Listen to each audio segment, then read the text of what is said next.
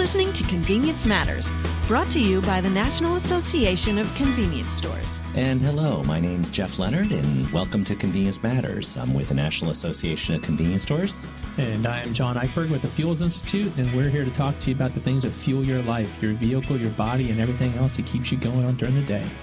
Well, today, John, we traditionally talk about gasoline and diesel and ethanol, which are 90-some% of our current fuels today, but that may not always be the case. So let's talk about one of the new fuels that we're hearing more about, and you can introduce our two guests. We're going to talk about... Absolutely. We've got a lot of things happening in the market out there. There's so many different requirements to improve fuel efficiency, improve the consumer experience, and a lot of new technologies coming online. So we've got two guests here. We've got Bob Wimmer with Toyota Motors, and we've got Joe Gagliano with the California Fuel Cell Partnership. And we're going to spend some time today talking about hydrogen. And a fuel cell electric vehicle is something that a lot of consumers may not have heard about and are starting to see some news stories about them as the vehicles are entering the market, at least out in California. We're starting to get some stations built. And so, Bob, from Toyota, why don't you kind of share with us a little bit, why are we starting to see this now? I know President Bush years ago announced the Freedom Car Initiative, and it seemed like it didn't go anywhere. And he announced in 2016 a kid born today will be able to drive a fuel cell electric vehicle powered by hydrogen. Well, you know, a lot of people make fun of President Bush, but he seems to be accurate. So what's actually going on? Why are the auto industry looking at hydrogen as a potential fuel of the future? Well, I'd like to say thank you for inviting me here today. And a lot of people have been saying hydrogen, it will be the fuel of the future and always will be. I think it's actually here today. Toyota has introduced the Toyota Mirai hydrogen fuel cell vehicle. We introduced it last year or late last year in the United States. The reason for bringing this to the marketplace is multifold. First, there's the benefit of a hydrogen fuel vehicle in that it's zero-emission vehicle. So the only emissions you get out of the tailpipe is water vapor.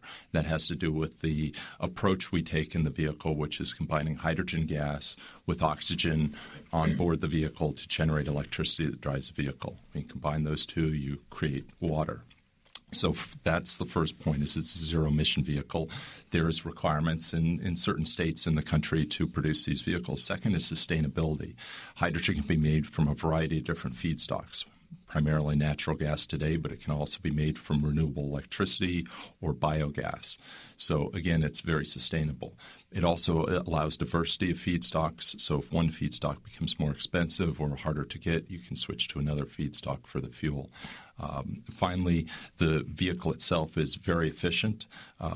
It's more efficient than a typical gasoline vehicle, can be as much as 50% more efficient. So your amount of CO2, greenhouse gases that are generated in the production of the fuel and operation of the vehicle is lower than your traditional gasoline vehicle. You know, Jeff, you mentioned the Mirai. I want to point out for our audience, if you were at the NACS show in Las Vegas in 2014, before it was named the Mirai was right there on the show floor. And we had about 8 or 9 cars there demonstrating different technologies, and the Mirai had a line of NACS members lined up to find out about what is this car, what is this hydrogen car, because it was something they hadn't seen before. And I think 2 months later, he has announced it's called the Mirai, and it hit the market, I think, about 6 months after that. So the convenience retailers have been right on the forefront taking a look at this. Well, not only the present, but what does Mirai mean in Japanese? The future. They wanted to see the future. But, of course, so I mentioned the NACS show because I think it's important. We position the Mirai right next to a hydrogen refueling pump. And, Joe, you're working on helping develop the infrastructure. I mean, we're going to have to put hydrogen in these cars at some point.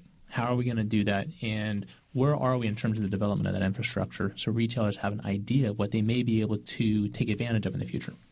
Yeah, in California, we've got about 50 stations that are in development, various stages of development. Right now, we have some legacy stations that were R&D stations that we used for a number of years. Some of those are still online as well, but the new stations that are coming online are new technologies, and they're fully retail capable. So we've got a network of about 50 that are in development, and because of the costs associated with the stations, they're roughly about $2 million on average. we're going to need in these early years some support from the state government, mainly the California Energy Commission, to build these and also to help operate them for a number of years. Okay. And now I think I saw there are 2 fuel cell vehicles currently being sold in California. Is that correct? The Hyundai Tucson and the Toyota Mirai? Correct. The Mirai is both for sale and lease, and the Hyundai Tucson is just for lease. Honda has announced they'll be bringing their vehicle, the Clarity, to the market in California this coming year. So why would a consumer or a fleet operator, whoever is looking at buying a vehicle, purchase a fuel cell vehicle over a different type of vehicle? Well, first, that they're looking for a advanced technology vehicle, one that may be zero emissions. So if it's a zero emission vehicle requirement, they really have 2 choices, either a battery electric or a fuel cell vehicle. Fuel cell, as I mentioned, generates the electricity on board. Battery electric stores it. Because of that, fuel cell vehicle typically has greater range on a single fill. In the case of the Mirai, it's over 300 miles. It also allows the vehicle to be refueled very quickly, 3 to 5 minutes. So unlike a battery vehicle that could be needing to be recharged overnight, it's also centrally refueled at a gas station, quote unquote, and that would allow let's say a fleet operator to just use the local fueling station versus having to invest in infrastructure at their site. So, Jeff, what does that sound like to you? So you have a car that can get 300, 350 miles per fill-up. It takes about 3 to 5 minutes to fill it up, and it has to be filled at a convenience store. Does that sound familiar? It sounds perfect. And I think that's what's really attractive for convenience stores, because when you think about the traditional electric vehicle, they are looking at charging stations that are not at convenience stores. Convenience stores sell speed of service, 3 to 5 minutes. At the pump, it's about 4 minutes. So to sit there and charge for 8 hours doesn't work for our channel unless it's a really, really long meal. However, a 3 to 5 minute fill-up totally fits our wheelhouse. And there's probably, if you look at the future and long term, I've heard some reports where can California's grid support all these electric vehicles if they actually were to come out on the market? Could they all be plug into the grid? Whereas, if I understand correctly, with hydrogen, you can probably even go right off the pipeline and get the natural gas and import it right to your station, and it is very close to current infrastructure. There's a couple of different approaches. One is the hydrogen would be produced at a central station, put into a tanker truck, delivered to the local retail station, just like gasoline, or you could actually produce it on site from either natural gas or electricity. So it gives the operator or the retailer a variety of options how they might want to produce or purchase the fuel. So what are we seeing happening in California? What seems to be the track in terms of how do you build the retail infrastructure? I mean, hydrogen is the most ubiquitous element in the universe. People think you can take it out of water. You know, to pull the hydrogen out of water, and now you have is oxygen. So what are we seeing to be kind of the most popular and feasible models for going forward? Yeah, for the network that's being built now, the most common method, the most common feedstock is really natural gas reformed at a central location and then trucked in as a gas in tube trailers.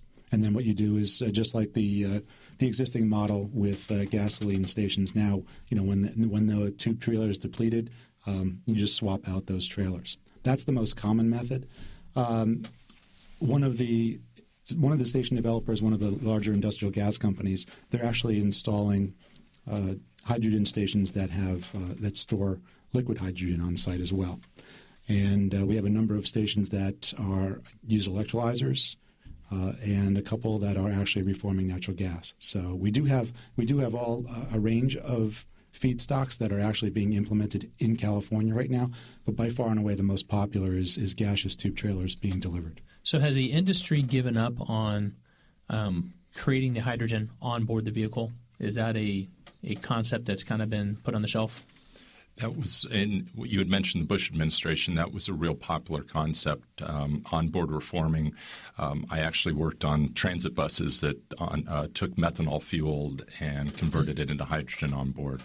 And the real challenge there was you had a chemical refinery on wheels, And although you could get the system working, it was very difficult under all normal operating conditions to keep the system functioning in a way that was efficient and actually kept the everything in line temperature-wise and performance-wise. So it got to be too big of a challenge for a commercial product, so we've all moved back to hydrogen.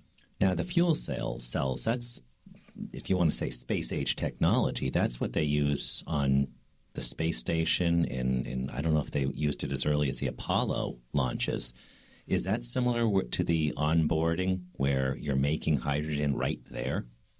No, really the fuel cell device is, think of a loaf of bread with each slice being an individual fuel cell. You stack 200 to 300 of these cells together to get a stack, a fuel cell stack that may generate 100 kilowatts of power. That's really the generator. So you feed the fuel, hydrogen, air, oxygen into the device, generates electricity and water. So I'm trying to get my arms around this. We're looking at basically any electric vehicle, which if any of our audience members have ever driven an electric vehicle, they are fast off the line, instant power. There's no rev. So you hit the accelerator, boom, you're gone. So you have great performance, zero emissions, but you don't have the constraints of having to plug into the grid. That's a correct, quick assessment? Correct. Okay. Yes. So when I'm thinking about this now, consumers have to go buy fuel. They have to buy gasoline, diesel. They're extremely price conscious. And Jeff and I mean, NACS does surveys every month to kind of measure the price sensitivity of the consumers and the effect it has on their feelings about the economy in general. Is hydrogen going to be available at a price competitive level with gasoline? And if they're looking at a gasoline car or hydrogen car, how are they going to be able to make that choice?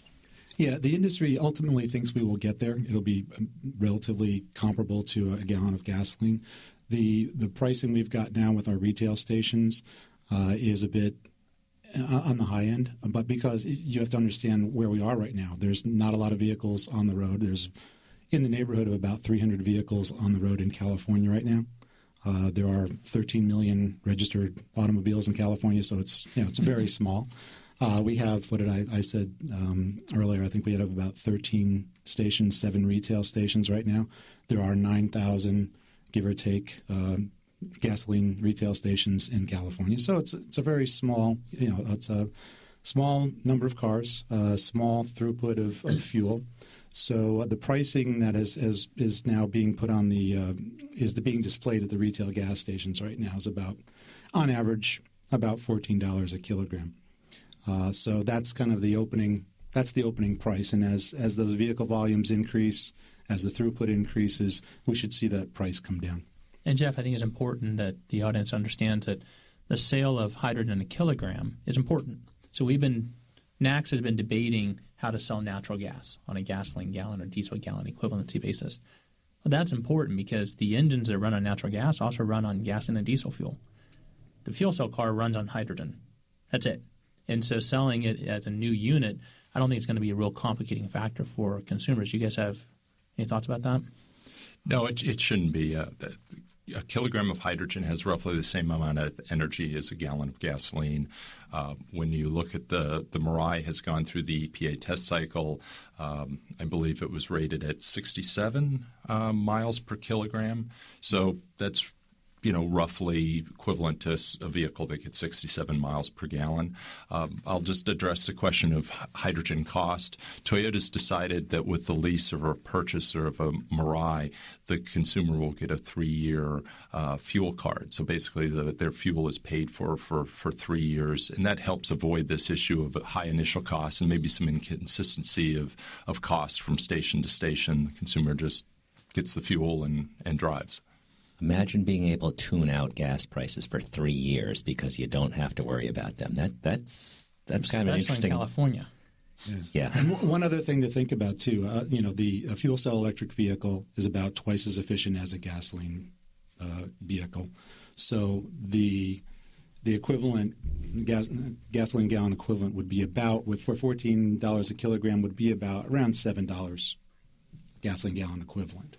When you get to a price, retail price of about $8 per kilogram, and you look at gasoline at about $350 a gallon, That's roughly about the same. It turns out to be about the same operating cost per mile, about 12 or 13 cents per mile. I know people don't think about that when you go to the gas station. How much is it per gallon, or how much is it to fill up my tank, and how far do I go? That's pretty much all they think about. Well, there's an education element here, and I think when we talk about any alternative fuel, you have to be able to educate the consumer. And so, I mean, clearly, Toyota, you guys are thinking about how do we market this technology to our customer. So I'm sure that's top of the mind of everything you guys do. Yes, it is. We've got a large team that is focused on the marketing, making it appealing proposition to the customer. But again, our volumes are relatively modest. We've announced we're aiming to sell 3,000 vehicles by the end of 2017. So particularly this year, there's a lot of individual outreach to customers, a lot of explanation, because those early adopters are key to allowing us to grow this market. So the marketing is very broad, wide-ranging, with a lot of different nuances for that typical early adopter buyer. Well, when you look at demand, I guess you have to look at it on three different levels, and we've talked about two of those ways. Demand to consumers to consider buying these cars, demand to retailers in terms of maybe adding the fuel as part of their portfolio, and perhaps the most challenging, and I know a lot of convenience stores and gas stations face that, is demand to communities to say, hey, do you know what? We should have one of these stations. And John and I, we were out in California last year. We visited one of these hydrogen stations, and we all know what NIMBY's like, where whether you're a convenience store, a gas station, a hydrogen station, you could sell anything. It's difficult. NIMBY, not in my backyard. How do you get something that hasn't been there permitted? And so we talked to the station owner, and we said, well, how do you go about this process? Because when it's unfamiliar, it's even more likely to have somebody dislike it. And he said, we showed up with a hydrogen car, and we said, who wants to ride it? And from that point, the hands just went up, and it just got a lot easier once people started to see what it was all about. That's definitely true. When I in my work at the California Fuel Cell Partnership, I talked to a lot of fuel retailers, and as part of my education process, going out there telling them about hydrogen fuel cell vehicles, the conversation is definitely much different when I have a vehicle. It's all about the vehicle and how cool it is. I think the Fuels Institute has been involved in the hydrogen market for a while, Jeff, kind of looking at it, working with Joe and Bob and some others. And one of the things that the Fuels Institute tries to do is bring the different parties together to try to find a strategy that makes sense, to find foster collaboration. One thing that has always appealed to me with the hydrogen market is it's not just California Fuel Cell Partnership, Toyota, and a couple of equipment suppliers. There's a huge group of stakeholders who are engaged in this. And I know, Bob, you've been involved in all those groups as well. So how has that benefited market development in terms of getting the various stakeholders to start kind of throwing in at the same objective? I would say that the biggest benefit has been on the infrastructure side, that the stakeholders, whether they come from government, individual companies, they're really focused and they've been very useful in trying to better understand where some of the codes and standards, whether it be vehicle codes and standards or facility codes and standards, need to be updated for hydrogen. The federal government getting behind the program after the Bush administration, there was a time where the government was not as supportive. They have recently changed under the current administration to become much more supportive of the technology. So they are going out and talking to investors to help, as I mentioned, the codes and standards development, the regulators, the fire marshals, all those individual groups. The outreach has been extremely helpful on the station side. So on the station side, let's say I'm a retailer out in California, Joe, and I want to think about getting in the hydrogen market. What are my options? What do I do? What's my first step? Your first step is really to get in touch with a company that's involved in developing the hydrogen stations, and that's where my role comes in. We keep an inventory of those companies. We have contacts there, and I'll share that information with you. And of course, I will give information to on to the retailer on every company out there. I will let them decide let them talk to them. Different companies have different, as any company, different personalities, different business models, different equipment. So you really want it to be a fit on a couple different levels. So that would be the first step in terms of reaching out and starting to get into the process. Right now, in order to develop a station, most of the stations, if not all, are being developed with through the grant process through the California Energy Commission. We do have some companies down that are getting involved in California that have outside money, maybe other federal government money or private money that are developing stations as well. So there is that option as well to get started. And there are a couple of different business models. I think right now the predominant business model is you look at a hydrogen station, all the equipment is above ground. So there's no you might have to dig a trench for some of the hydrogen lines, but all the equipment is above ground.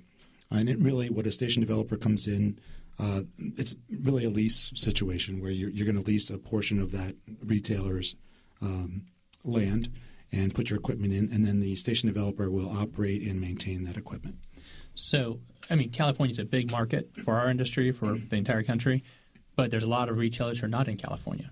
And so retail outside of California might be thinking, is this just a California initiative? And key to a retailer considering a new fuel is, will there be cars to run on it? So what other markets might we anticipate seeing fuel cell electric vehicles being brought to the market and assistance or focus on building the infrastructure, Bob? Well, as a second step for Toyota beyond California, we've announced we're going to be bringing vehicles to the Northeast in roughly the next year time frame. So we're partnering with a industrial gas supplier, Air Liquide, to build 12 stations in the Northeast. We're hoping that this jumpstarts additional station investment, additional stations. Eventually from, let's say, Boston all the way down to Washington, D.C., we see that corridor as a good second step beyond California for this technology. Well, I believe, if I recall correctly, you need about 100 customers per week for natural gas to be self-sustaining. So whether that's fleets or whether those private vehicles, I believe the figures 1,000 100 regular customers a week will be enough. Is there a certain level that you need? Have you looked at things like that where a retailer needs this many fill-ups in a given week to make it work? I think right now we're talking about the capacity for these stations is really about 180 kilograms, which the average fill, I think, is about 4 kilograms per vehicle. So what's that, about 40 vehicles capability, 40 vehicles a day, 45 a day. In terms of pricing right now, I haven't done the math on what that break-even point would be. But right now we're not even really looking at retailers investing their own money just yet. No. So these are basically lease operations where cash out of pocket for the retailer is minimal. Exactly. Until the demonstration has been successful and it starts rolling out and they start going, I got to get me some of that. Yeah. And what's going to happen over time is that you'll move from this lease arrangement because right now the retailer, all he cares about is getting his monthly rent check, really. And hopefully some of those hydrogen fuel cell car vehicles will come into the store to buy sandwiches and sodas and coffee. Exactly. And high-end coffee. Yes. Well, don't forget, I think there's one other profit center. We mentioned that earlier. You have the idea that the emissions from hydrogen is water, nothing but water. And we sell half all the bottled water in the country. So here's the business. I'm giving you this for free. You run a couple of vehicles, you have the tailpipe emissions come out, you bottled it. I'll even give you the name. You call it tailpipe. And you stock the bottled water with the cars. You get people come in, they can get a free bottle of water with every fill-up. Yeah. Well, there you go. There's your free business advice for the day. Does it have to have a health disclaimer on there? I don't think they do those in California, do they? Not in California, never. They never label anything in California. I bought a hard drive the other day, and it told me I had to wash my hands after touching the hard drive because of California law. So I don't know what was on it. California reaches all the way to Virginia, man. But getting back to your point, John, ultimately we'll switch over from a lease model where it'll switch to some sort of profit sharing. as the volumes increase, the vehicles coming to the station increase and the throughput increases. And then ultimately what we all want is that, the retail gas station owner, buys the equipment and makes a profit on every kilogram sold. We're quite a long ways from that point right now. So let me ask that. It's crystal ball time. So, Bob, you mentioned 12 stations in the Northeast. Joe, I think you mentioned under development, close to 50 in California. I think a dozen open and operating. A dozen? A dozen. It's 2016. We're very much at the very early stages of this. What is the expected ramp up in terms of starting to get some market penetration where we're talking about this being a viable alternative that consumers will be able to go buy a vehicle and actually be able to find fuel? Are we looking 5, 10, 15 years? From the vehicle manufacturer's perspective, we're looking at this in 5-year chunks. That the first 5 years from 15 to 19 will be relatively modest volumes, as I mentioned, 3,000 vehicles to the 2017 timeframe, maybe a little bit larger number before 2020. But we're planning in the 2020 timeframe to ramp up to sales of over 10,000 vehicles, fuel cell vehicles a year. So at those type of volumes, there's going to have to be a significant infrastructure both on the East and West Coast to support those type of vehicle introductions. So I look to Joe and California to really to push through and get the first 100 stations that they've committed to out there and operational, and then hopefully that will draw in other investors to continue to grow the infrastructure. Yeah, and we are talking both in California, and we're also the partnership is also involved with H2USA, which is the national organization that does similar work to what the partnership does, and we're already engaging the investment community and educating them on what's where we are in terms of hydrogen fuel cell vehicle development and infrastructure development, to educate them on potential investment opportunities. That this is developing, and there might be a potential investment opportunity here. And Jeff, I think it's important to note, Fuels Institute has been involved in hydrogen discussion for the last 3 years.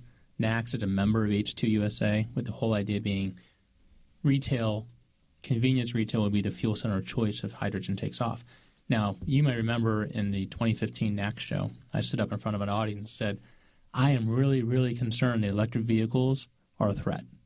You have a 200, 250-mile electric vehicle coming onto the market for $30,000 in 2 years. That could be a game changer. There's a potential for a 500-mile battery. Electric vehicles aren't going to be recharging at convenience stores. So when I start thinking from the NACS perspective, where does fuel cell fit? It is an electric vehicle that solves a lot of the challenges that have been laid out by public health community and public policymakers in a way that sustains the business model of convenience retailers. I think it's something we've got to be paying close attention to. Well, especially the traditional model with the way we looked at transportation fuels is supply and demand. If one fuel has a issue with supply, price may adjust, and then somebody may look somewhere else. The CAFE standards, the fuel efficiency standards that take effect at 54.5 miles per hour in 2025 are changing things. And there will be change. It won't be stair change in terms of looking at new fuels. Will it be electric? Will it be hydrogen? Those are really the only two viable ones that I think most people are looking at over that next 9-year time frame to build up to hit those standards. And there will be something afoot, whether it's electric, whether it's hydrogen. But it's good that there's a choice. What would be your guys, Bob and Joe, what is the message you would want to deliver to fuel retailers out there about the development of this market? I guess my thought there is that this is something that the industry is moving towards. The auto industry is that there's only two options to meet the zero-emission vehicle requirements. It's battery electric and the fuel cell, and that there are multiple manufacturers, I believe 6 or 7, that have announced vehicles. Either they're in the market today like Toyota's, or they will be by 2020. So the auto industry is moving headlong into this. So there will be the vehicles that are demanding this fuel. The they will be growing over time so that when we get to 2020 and beyond, that number will be significant. So at least the vehicles will be there. But the stations have to be in place before we can bring vehicles to the market. Yeah. And there are forward-thinking retailers out in California who are looking at the number of hybrid electric vehicles that are continue to drive by their retail stations, and they're looking to how is their business going to survive? How am I going to stay in business if this is what's going on? They're already looking to see what's coming down the pike, and hydrogen fuel cell vehicles are coming, and so the thing I would leave with them is that the auto companies, a lot of very smart people are working on this. A lot of money has been invested in this, but the ultimate success of hydrogen fuel cell electric vehicles rests with fuel retailers. And if the option is an electric vehicle driving by your station every single day, or a hydrogen car stopping by once a week to fill up, I think I know where the retailers want the future to be. Yeah, it's pretty clear that the Mirai, the Toyota car, means the future, but it also is the present right now in terms of how the future will play out. Do you guys have any suggested resources for anybody that wants to learn more about hydrogen? Of course, there's the Fuels Institute website that has a variety of information, fuelsinstitute.org. NACS has a bunch of information at nacsonline.com. But is there any place else that people may want to learn a little bit more about what's going on with hydrogen energy in vehicles? Yeah, for general information on hydrogen and fuel cell vehicles, you can visit the partnership's website at cafcp.org. And then on a federal level, there's, as Joe mentioned, h2usa.org that is looking at these issues on a more national basis. And then I think if you want to take a look and see how the vehicle works, I'm pretty sure you guys on the Toyota website have some animated graphics to show how the Mirai system works, correct? Exactly. So that's, H2USA is going to be, here's the technical stuff, here's the information you need. If you want to get kind of jazzed up about it, you got to look at the cars and you look at the actual movement of the animations on the website. So definitely check out Toyota.com too. Well, thank you guys for giving us a glimpse of the future at present time, and we look to hearing much more about the fuels that will fuel us over the coming decade or so.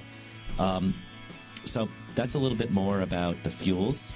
Hope you join us next week when we'll talk about fuels, food, everything else related to convenience stores. So I want to thank Bob with Toyota and Joe with California Fuel Cell Partnership for joining us today. I think it was a great discussion, and I think our audience learned a lot more about what the future may hold for their fueling business. Thank you all very much. Thanks, guys. Thank you. You've been listening to Convenience Matters, brought to you by NACS. For more information about the National Association of Convenience Stores, go to nacsonline.com.